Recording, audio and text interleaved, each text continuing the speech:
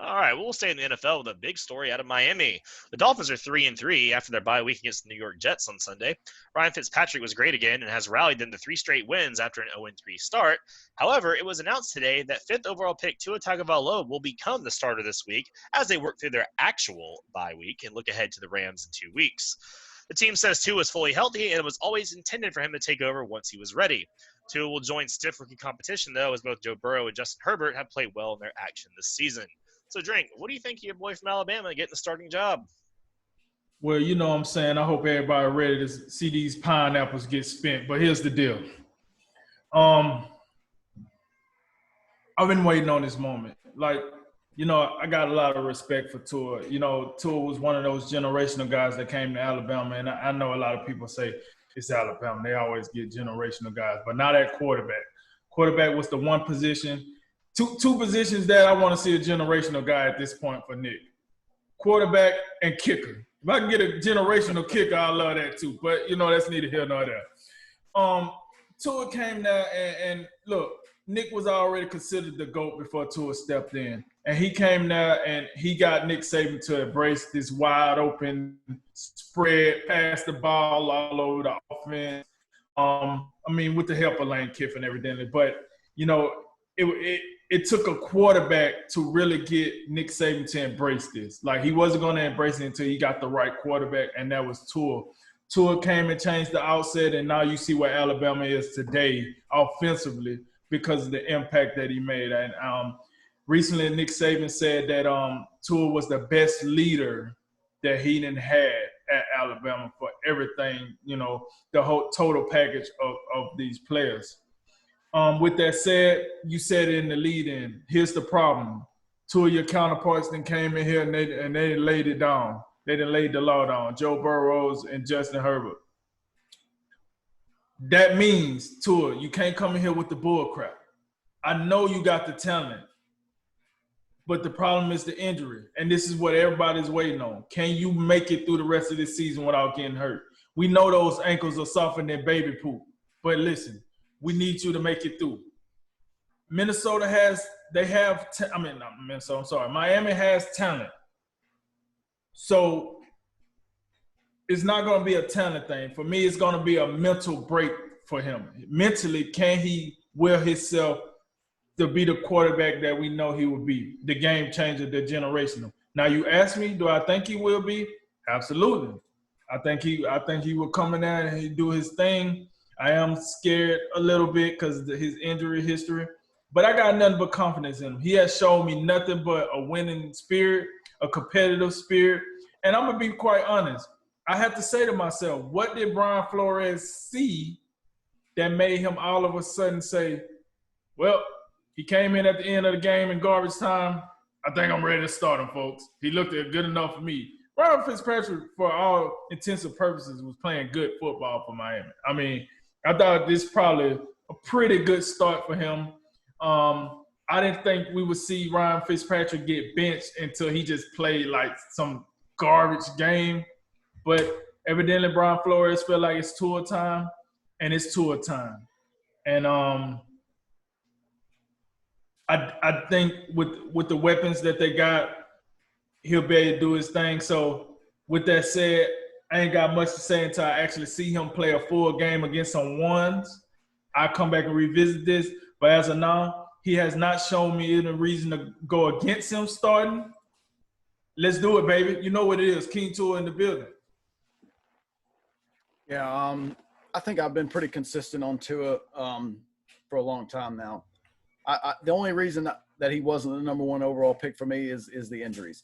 Even with Joe Burrow's just, you know, once in a lifetime or once in a century season, you know, you throw 60 touchdowns and, you know, you just unstoppable in every which way. Even with that, I felt like if Tua hadn't have been hurt, he would have been the number one overall pick. I think he was that good. That's the only reason, his durability. As far as the timing of it, maybe I think it might be a little bit sooner than what we expected. I've said I wouldn't have been mad at all if Miami had held him out the entire season. But one thing I will say, Brian Flores, I think we learned a lot about Brian Flores last year. You know, he took a team that on paper we looked at and we was like, well, they're going to win a game at all. And he won 5, including go back to it. The last week of the season, in some way, shape, or form, that was the beginning of the end of the Patriots. When they won that Week 17 game and took a first round bye away from him. And Miami, even with Ryan Fitzpatrick, they're 3-3 right now, so they're on a good pace. I thought, much like Arizona in the NFC, I thought Miami could possibly sneak up on some teams this year. And the reason why I have no problem with it and why I trust Brian Flores, and even though Ryan Fitzpatrick has been he's been fine, but we know what Ryan Fitzpatrick is. He's a journeyman guy. He's gonna have some hot streaks, and then he's gonna have stretches where he doesn't look like he know anything. And really? How did we even get a dude from Harvard playing in the NFL? How did that even happen? So to me, it's all about, if Tua's ready and he's healthy, then just put him in here and we'll see how it goes. As far as comparing him to Burrow and Herbert, I think individually there's been a lot to like about both of them. But don't forget this: they really haven't won much of anything yet. Burrow's 1-4-1, and the Chargers are 1-4. So, and I think if you look at each team, I think Tua's got the better coach, and I think the Chargers may be a little bit more talented overall, but I don't think the Chargers are that significantly better than Miami. So I think the only question is, I think we'll find out very quickly, is the first time he gets hit, when he starts taking some hits in the pocket. I think if you're an Alabama fan or you're a Miami fan, I think you're going to have some nervous moments, kind of some hold your breath type moments to see how he reacts.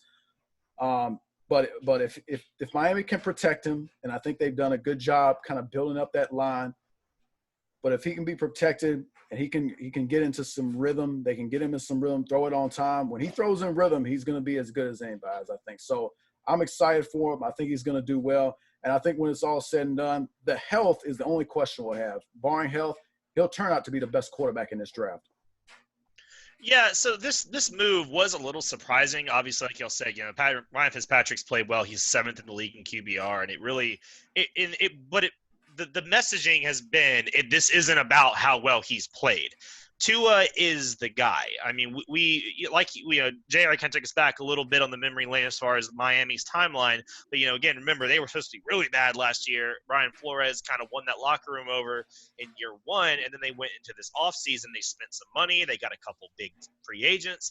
And then, remember, in the NFL draft, they really made a point to go out and get Tua at 5th overall, and then they backed it up with a tackle at pick 18, and then they came back in the top of the 2nd round and picked another guard, Robert Hunt. So this was the plan all along, is to structure the offense around Tua and kind of build around the future. And it really is about the future, because they think they want to get him in with the ones, and they want to grow this together. I mean, could you make the argument that he gives them a better chance to go to the playoffs than Fitzpatrick? I don't think you could probably sell that argument too much right now. I think at the best you would say it's a wash if you're talking purely just how many more games are we going to win or lose, like on a spreadsheet.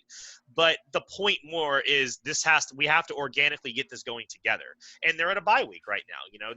They're riding high, they're feeling good, they're going to be practicing hard, everyone's locked in. By the way, I do want to issue a slight correction. I said they started 0-3. They actually started 0-2. They beat the Jaguars week 3, then they lost week 4 to the Seahawks in a close game, and they won their last 2 in big fashion. So minor correction there. But if you look at that schedule, guys, I mean, 21-11 to the Patriots week 1, not great. But then the Bills, they lost on the Bills by a field goal. It's a close game. They got a big win against Jacksonville to kind of get the ship righted. And then they took the Seahawks. I mean, they probably give the Seahawks maybe their closest game. I think the Seahawks are another close one. But, they played the tails off the Seahawks in a lot of games. A lot of people just thought they would get rolled.